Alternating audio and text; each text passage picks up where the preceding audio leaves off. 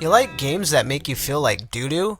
So let's talk about it.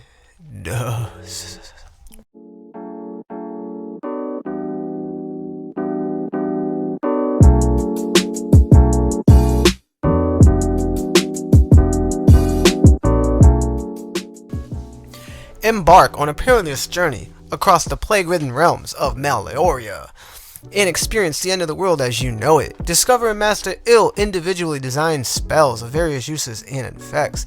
Forget about those old button combinations. Combine the arcane powers with nothing but hand gestures as a true wizard when they work.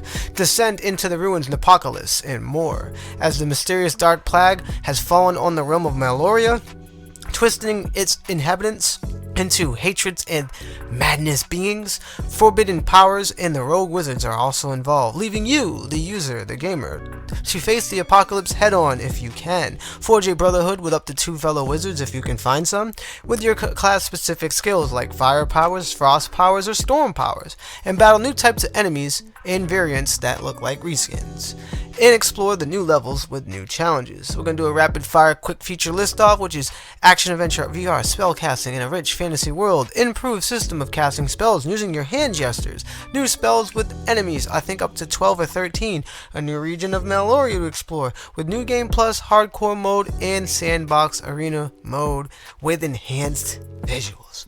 Keynote on that, we're going to talk about it soon.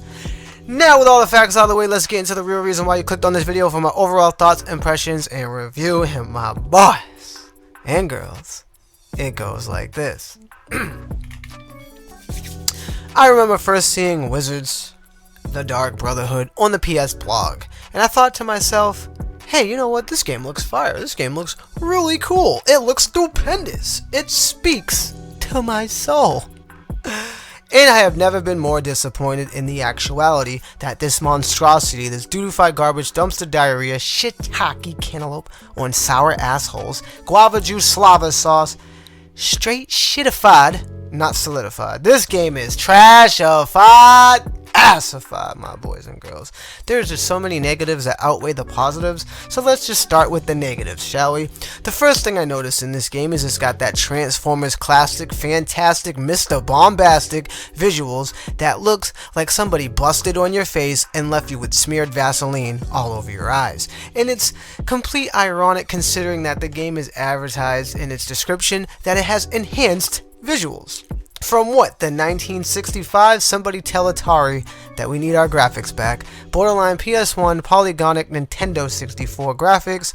It's shit plattered in AI, upscaled res, border wash jaggies placed in the game, and it's not even questified. It's horrifying. Because at one point in the game, I couldn't even see the beautiful, sexy, I might say, boss character because there was sloppy seconds all over my eyes. The jaggies are after me with vengeance, and it's just pure bad. I thought we left that type of quality assurance in the past like Transformers VR, but boy, I was wrong.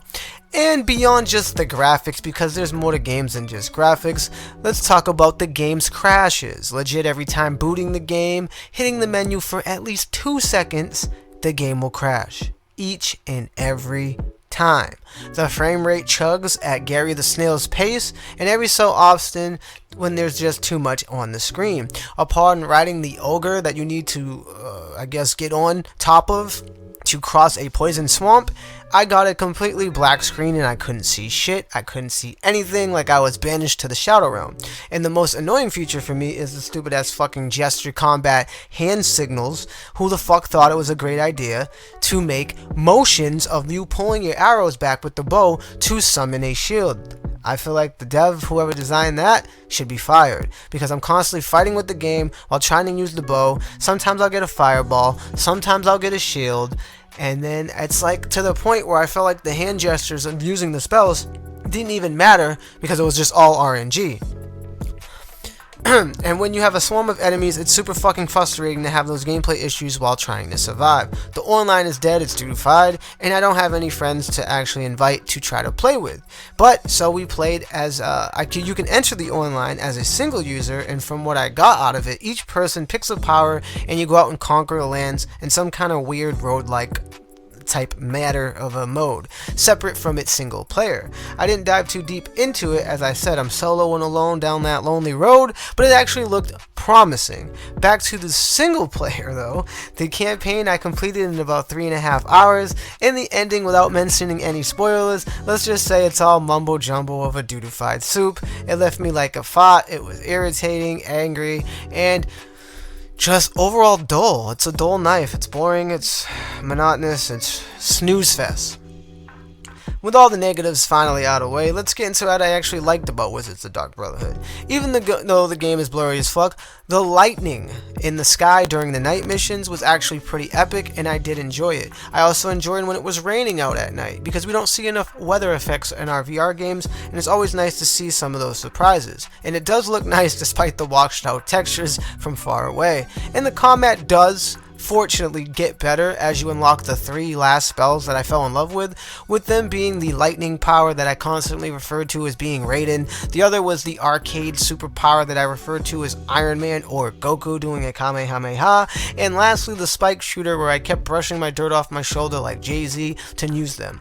Those 3 actually made the combat much more entertaining, and it brought me immense joy considering I was already fed up in my playthrough, and I didn't have really any issues using them, except for a few times. The monster swarms are a bit too much on adventure difficulty, which I'm assuming is the actual normal mode, and there's just times where the enemies are overwhelming and unfair. Of course, your difficulty of choice is going to affect your playtime and how you experience your monster swarms. And as for the enemies, again, there's a good group of variety, considering that the length of the game is only like 3.5 hours, but sometimes you can just see that some of the mobs were just reskins. Overall, the Wizards Dark Times Brotherhood is a disaster of a game, and it's truly unfortunate because of all the elements are there to actually become a decent to great game, but the countless bugs, the crashes, the butt-ugly low-res PS1, N64, washed graphics, the dudified garbage dumpster diarrhea crashes that constantly happen, the ridiculous frustrating gameplay mechanics that make the game an avoid at all costs. And if you must play it, just proceed with caution because it's hot doo fire that will hurt you. It'll beat you up, take your VR lunch money, and leave you stranded on an island screaming for Wilson, but Wilson says fuck you. We here at NGI give Wizards the Dark Times Brotherhood on the PSVR2 a 4 out of 10. Make sure you stay up to date with all the latest in gaming tech news and reviews. Smash that like, and as always, subscribe. I'm gonna see you guys in the next stream or video. God bless and peace.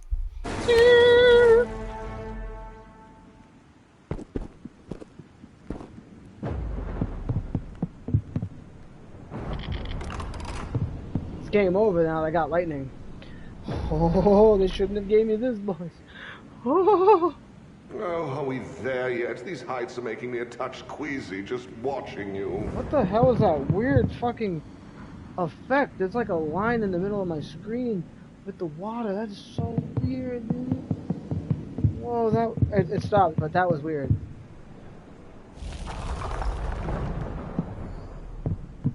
Oh man, it's like all fucked up over there. Don't look at that. Yeah, I wanna